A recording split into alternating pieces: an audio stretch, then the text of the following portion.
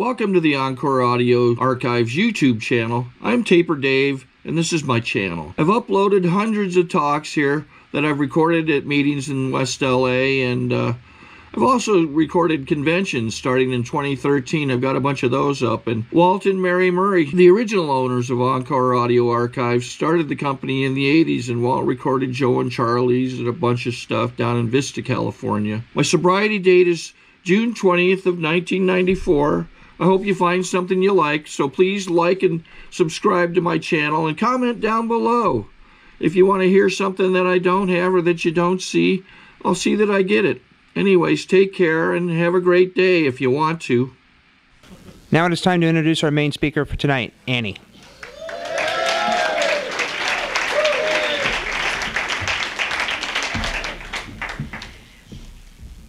Hi, I'm Annie, a drug addict and an alcoholic. Hi, I just went around this whole room telling everybody how nervous I was. I was hoping that would help. It does somewhat. Anyway, oh, God.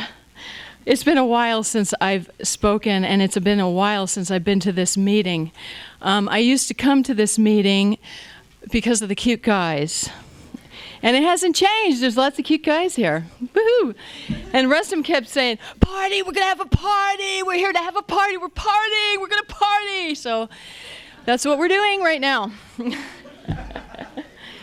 I've known Rustum since he was 11. Okay? And he and his father and my boyfriend Taylor used to argue about who was going to go first. Does anybody know what that means? Who was going to shoot up first? And I was always the last one, and it really pissed me off. It was a wonderful environment for an 11-year-old to grow up in. Rustum was really cute then, and he's still really cute now. And I remember when you walked in, when you came to AA, Rustum had a face like a pizza.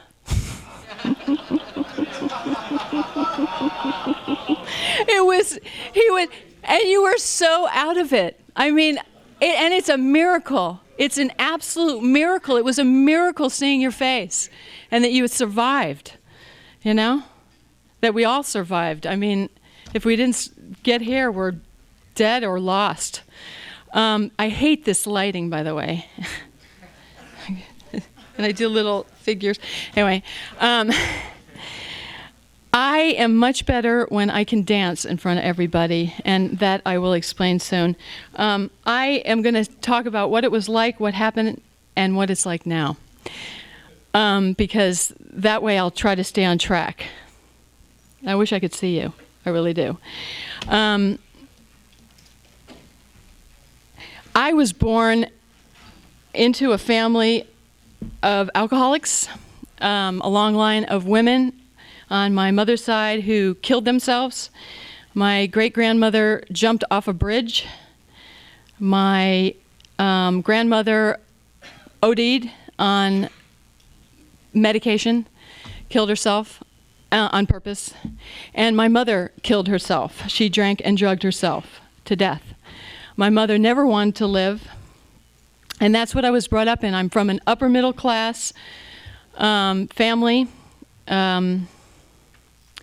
And I never felt comfortable in my own skin. I felt incredibly out of it. You know, it's taken me a long time to feel comfortable in my own skin, and it's completely a result of Alcoholics Anonymous and a higher power and you guys, my family. One of the first feelings I ever had as a child was the feeling that, and I was around 4 years old when I felt this, I felt like I was the only real person on the planet Earth. And I felt like everybody else was made out of machines. And I was the only real person. Now, at 4 years old, that's pretty profound. I just felt so out of it. You know, everybody in my family, there's two kinds of alcoholic family systems. There's the enmeshed family system that has the sort of slogan, "Till death do us part," you know? and they just go down together, okay? And then there's the family system that's estranged, and it's every man for himself, and that's the family system I came from, every man for himself. I learned the basics. I learned how to say please and thank you, to pick up the right fork and things like that, but I really didn't know how to express how I felt.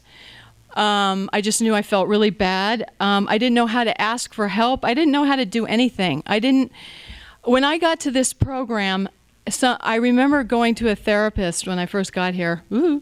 Anyway, and she said, "What are your values?" And I looked at her and I said, "What's that?" That's, I'm getting really hot now. Okay. Woo, yeah. Now I feel much better.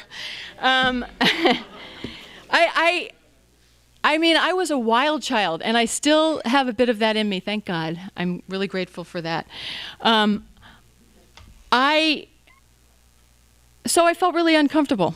And I used to have a reoccurring nightmare when I was a kid that all the girls in my birthday party had pink birthday dresses, and I had a dress made out of Chef Boyardee spaghetti.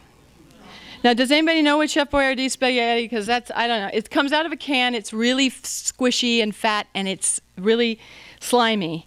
And I just felt really ugly, and I felt really ugly right into this program. Ugly, fat, and ugly into this program. Wow, I felt like I had a birthmark, like a big birthmark on my head. Really, it's true. I mean, people can identify. I know this, right? Tell me you can. One of the things the only thing as a child that felt good for me was this thing that I stumbled upon watching Hullabaloo and Shindig. Shows my age. I'm 52. Anyway. Yes! All right. Menopausal. Yes! Anyway. And I did it in sobriety. Hallelujah. I watched Hullabaloo and Shindig. For those of you that are too young, it was the first shows, rock shows. They had bands, and they always had dancers. The dancers would come out and do these things, and I would copy all the dancers. And I started dancing, and next thing you know, I was I'd be at somewhere, and I'd be dancing, and everybody go, "Wow, you can dance." Now, I up until that point felt like the biggest nerd, just like fat and ugly. Okay. That's what I felt, fat and ugly. And, but dancing was definitely something that I could do.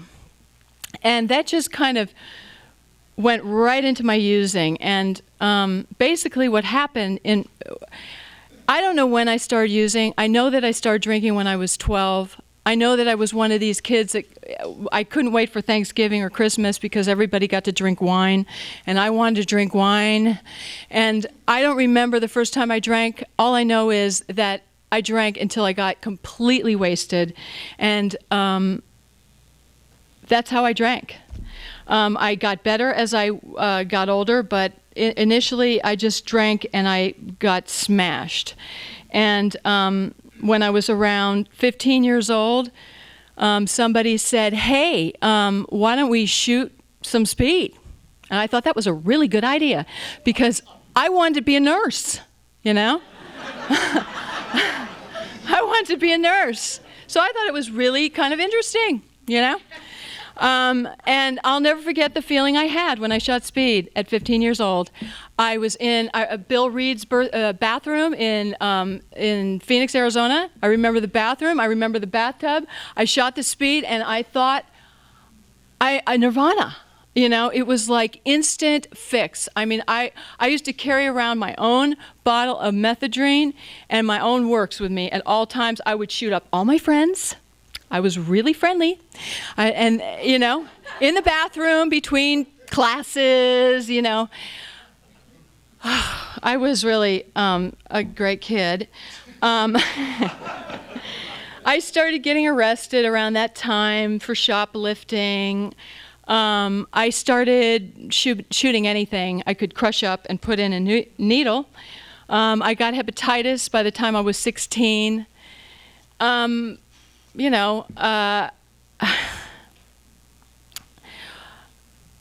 I started getting arrested when I was 15. I decided with Larry Naughton and I decided that we wanted to go to Peru. We didn't want to go to school anymore. We were going to go to Peru.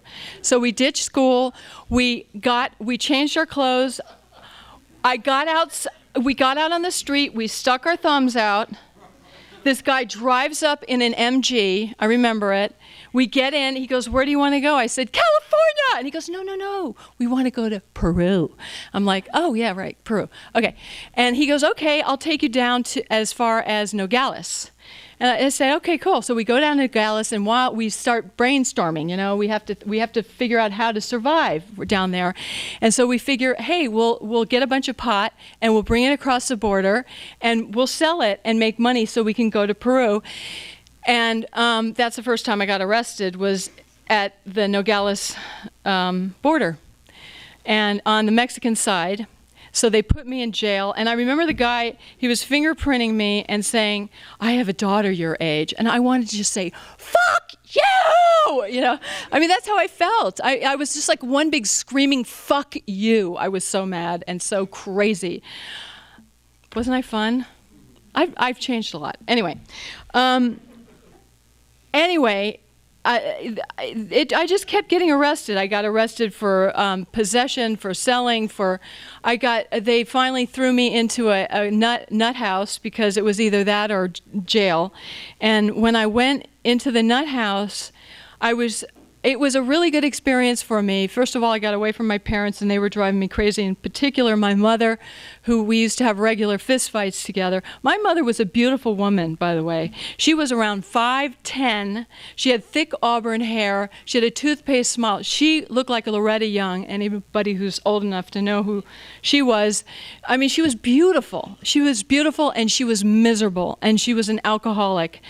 And they came down to pick me up at the Nogales jail, and she was drunk when she was there. And I remember standing in front of the judge, and he looked at me, and I'm like this.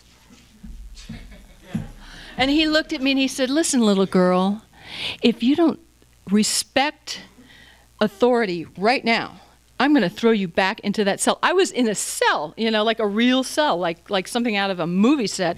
And I looked at him and I went, "Oh." And I knew at that moment that you don't mess with that guy. You don't mess with the police. I just learned. I learned the hard way, almost everything at that time. During this time, it's amazing I'm alive. I OD'd so many times. I didn't want to die. When I was 17 years old, I remember looking up into the sky, and I had a spiritual awakening. It was for a moment, and I knew that I didn't want to destroy myself. I knew that I was sick of what was going on, and if I had known about Alcoholics Anonymous, I would have been ready. I was finished then. My mother threw me out in a drunken rage, and actually that was a good thing, because she proceeded to drink and drug herself to death, and by the time I was 20, she was dead. And I remember when I found out that she was dead, I was down in Mexico, and I was camping, and I was taking acid. I don't know how many people have ever taken acid, but I really liked it. I miss it. No, I'm kidding. And I was having this trip, and all of a sudden I felt like this thing right here, this thing was going like this, and it was breaking, and I had to get home. I had to get home. And I made Patrick, and I got in the car, and I drove his car, and I drove home. I hadn't talked to my mother in 6 months, and I called. That's her. I'm just kidding. And she was gone. She died. And you know what I did? I went over, I got my father's bottle of Early Times. I sat in his chair and I drank it until I was in a screaming blackout. I don't know how many of you have ever had a blackout, but I used to have the most violent blackouts. You probably remember them more than I do, Rustum, because I don't remember them. They were blackouts. All I remember about them was that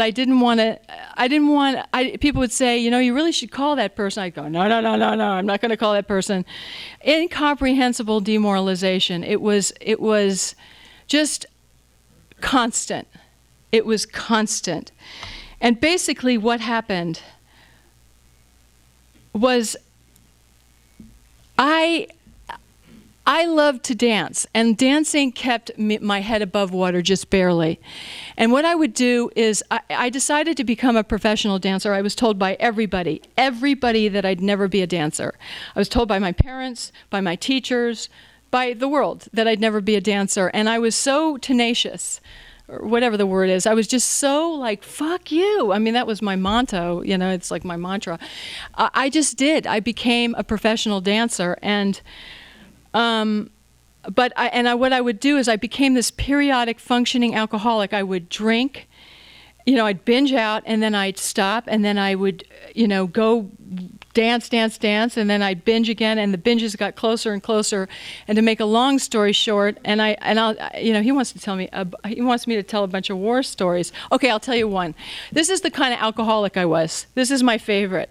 I'm at my boyfriend's sister's wedding. It's a Catholic wedding. It's a Catholic wedding, okay?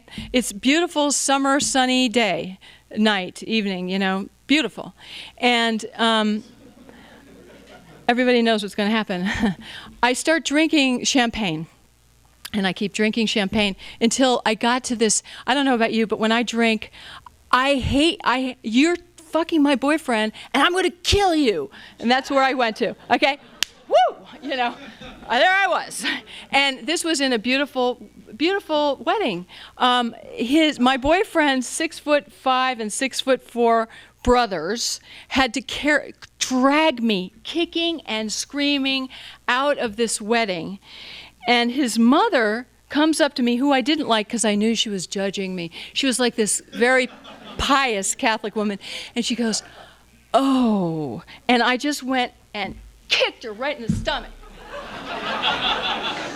And that's not all I did, okay? I ran across the parking lot because they were so shocked what I did.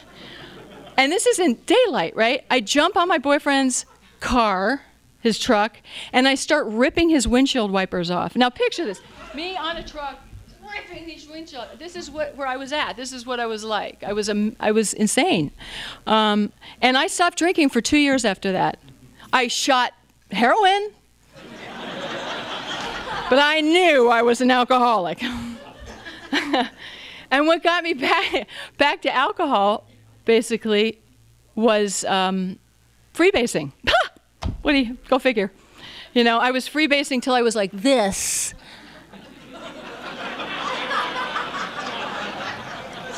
And I had to go down to the liquor store at 2 in the afternoon and ask for a bottle of tequila. And I sit in the car and I just downed it. And that night I had to be an MC for a Chippendales show. Okay, so I'm on the floor, literally on the floor going, and here's Jerry, you know. Here's Jerry with oh my God. Thank God it was the 70s, you know. I mean, back then you could get away with that behavior. You could sort of get away with this shit, you know. You can't get away with it anymore, really. At least not that I'm aware of, because I don't go to those places anymore. But, I mean, you remember, I mean, we used to have like wonderful fist fights, Taylor and I, right outside your house in Laurel Canyon. You know, there'd be blood. It was just, but I don't oh God. It was really something. Basically, my bottom was like this. A guy named Danny W. A lot of you, he lives in Thailand right now, but he we used to use a lot together, and I was starting to work a lot as a dancer. I was working on Xanadu. Remember Xanadu? We were all loaded in that movie. At least I was. And anyway, I spent every dime on cocaine, every single dime. And I was going over to his house to cop, and he looked at me, and he came running up to the door, and he says, "John's in the back. He's seizing. He's, what do you call it? Having a seizure or something. He's ODing." And I went, "Oh my God!" And he says, "Here, I'm trying to cop." I'm like, "Well, yeah, but And he goes, "Here, take it all. Take all the coke." And I'm like, "Oh, thanks, bye." And John's dead. John died finally. He got shot down in Mexico for smuggling something. But Danny got sober, and Danny got sober a year before me, and he started telling me about this program. And I have always been a spiritual person. I have been a spiritual person as long as I can remember, as early as I can remember. I always believed in a higher power, always, always, always. My family did not. I can remember the first time my mother said to me, I said to my mother, "What religion are we?" And she said, "I don't know, whatever you want." I said, "Well, don't you believe in God?" I was around 5. I wanted to know. And she said, "No, I don't believe in God. I'm an atheist. I don't believe in God." And I was horrified. I couldn't believe it. It was like her telling me that she wasn't alive or something. It really, I'll never forget it. And I wanted a religion. I wanted some kind of spiritual connection. So I walked across the street, and I walked up to Mrs. Wasserman, and I said, "Mrs. Wasserman, what religion are you?" And she said, "I'm Jewish." And I said, "Well, I'm going to be Jewish," because I wanted to be with the Wassermans. They were a much nicer family than mine. And she said, "Well, we don't believe in Jesus Christ." And I said, "That's okay. I don't have a great attachment. It's all right." Okay? Okay. And then she said, "And we don't have a Christmas tree." And I said, "Forget it." I had my priorities. Anyway, I've always believed in a higher power. And when Danny started telling me about this thing called Alcoholics Anonymous, I heard it. I mean, it was like I did the first 3 steps when I heard them. He said to me, the first 3 steps, admitted that you're powerless over alcohol and your life has become unmanageable. It was like, absolutely. I mean, no, I wasn't going to argue with that. Came to believe in a power greater than myself can restore me to sanity. I said, yes, yes. And he said, turn your will and your life over to a power greater than yourself. And I said, take it. It was like, there was not even a question in my mind. I hated the Girl Scouts. I got kicked out of the Girl Scouts. I don't like organized groups. I wanted to go camping and they wanted to sew. Anyway, I wanted to chop wood. I was really a tomboy. Still guess I kind of am. Anyway, but he started telling me about the traditions, that there's no dues or fees for AA. There's no head of AA. There's the only requirement for membership is a desire to stop drinking. That's amazing. That's amazing. That's amazing. I mean, I was like, wow. And he said, just come to one meeting. And I said, okay, I will. And I had drank and drugged right up to that point. It was the last day of Xanadu. I couldn't do it until the last day. I was caught on the set drinking. It was really getting bad. But anyway, I walked into my first meeting, and this is not the story that everybody has, but it is truly my story, so I'm going to tell it. And I walked in, and I felt like I had a huge ball and chain that had just been taken off me. I felt like I came home. I felt like you're my family. And I have never, ever, ever looked back. Never. This is it. This is it. This is amazing. Everything that I have today is completely and absolutely a result of this program. And my life is amazing. I mean, I have a husband who's amazing, and he's sober. And I have, where's Natalie? Natalie, raise your hand. Just let me see where you are. Oh, there you are. And where's Paul? Where is he? Okay, is that you? Okay. This is my family. You guys, I didn't have family. I didn't have nothing. This is a miracle. I love it. They're sober. I mean, what more could I ask for? It blows my mind. And the whole time, I'm going to be 25 this year. 25 years sober. That's unbelievable. I mean, I don't even believe it myself. It's like, and I have done so much. How much time do I have? Oh, I better get to I want to tell you, my early sobriety was different. That's for sure. When I found my sponsor when I had 90 days. Her name's Tracy. She has around 30 years now, and she was the best. When I had around 4 months, I got a job singing and dancing backup with Tina Turner. Okay? And it's funny because I was kind of like, I was detoxing. I don't know about you, but I wasn't looking so pretty. I mean, I was kind of like, boop, yeah, rolling on the river, right? Anyway.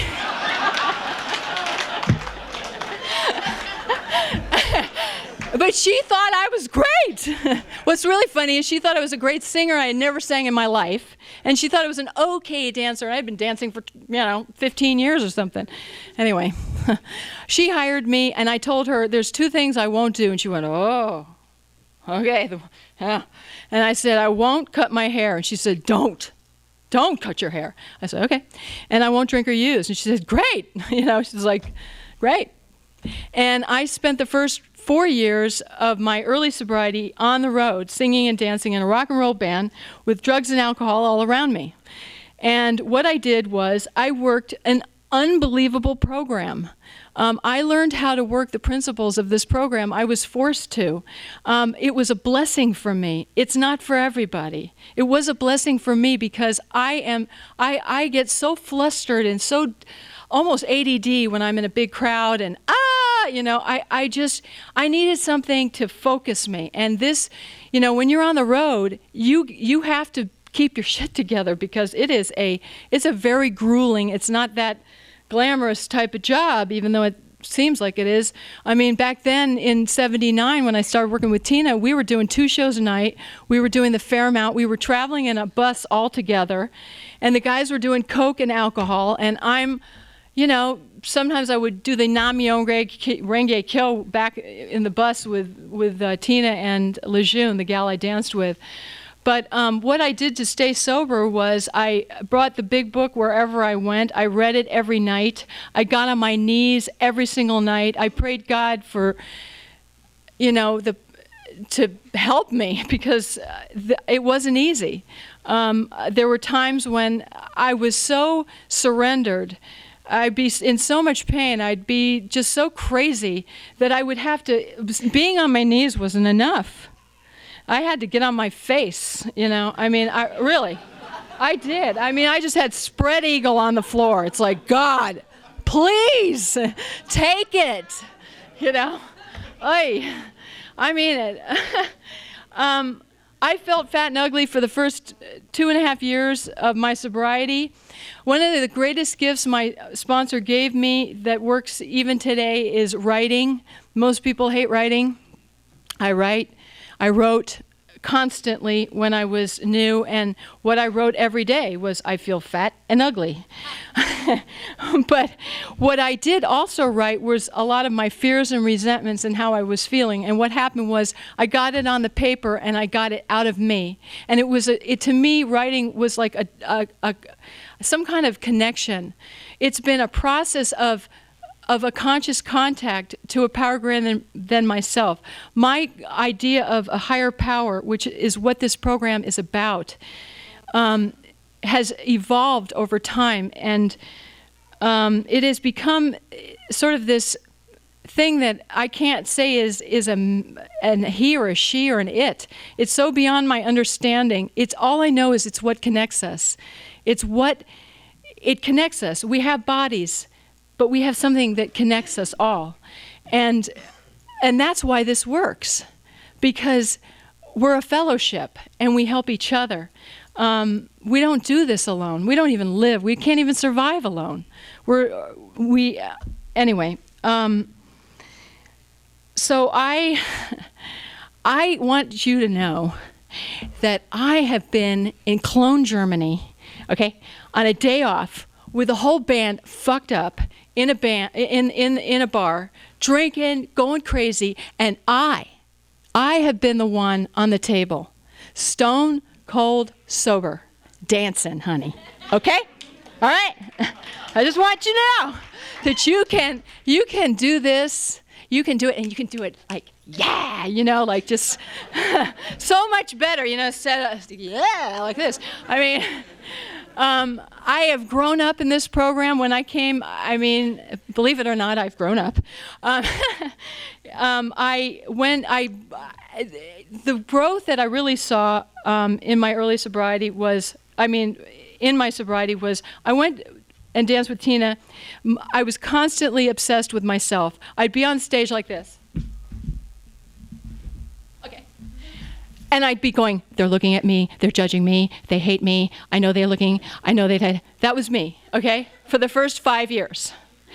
I went back after a few years, and I had around 10 years, I think, when I went back with Tina, just under 10 years.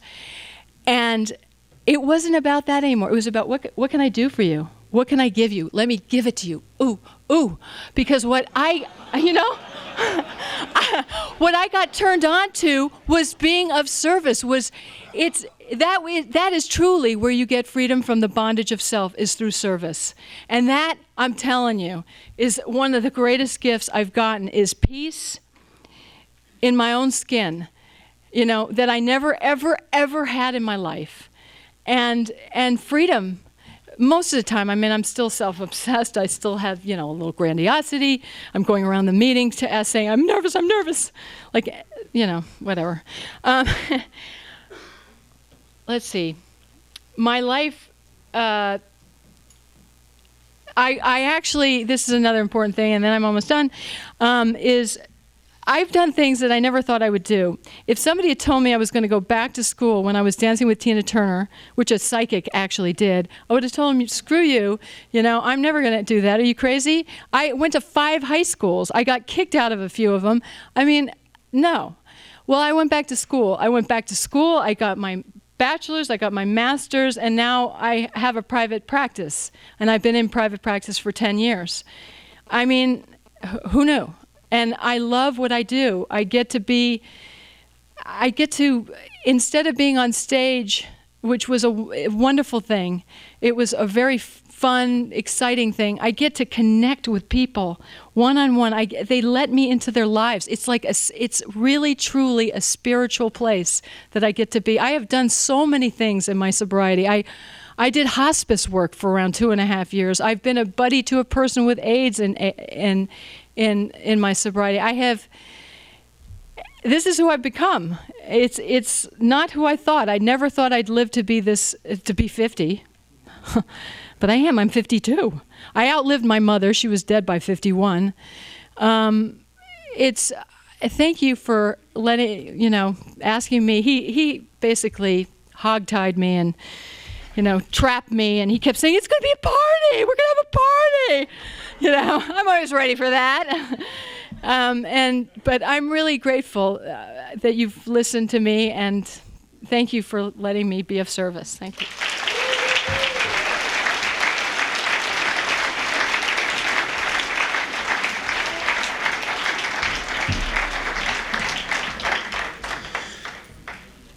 Sorry to interrupt your viewing. Taper Dave here. Just wanted to take a second to ask you to like and subscribe to my channel. Let me know if you like what you're listening. I've got some very good talks here, and this one's a great one. Just curious, do you think this is better than Zoom? Tell me what you think. Okay, this is how I prepare my drone for launching. I like to do it inside the cab of my truck so I'm not standing outside in the weather. To install the joysticks for control, up and down, right and left, powered on. I have an Android phone that I use to connect it to the drone with. And it's actually controlled through the iPhone, through an app. Oops, wrong way. It's actually controlled through the iPhone, or through this Android phone, through the app. It's actually controlled through the Android phone, through an app, and you connect it through this short connection right here.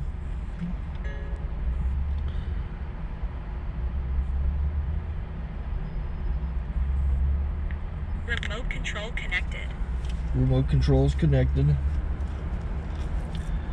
So I pull out the drone.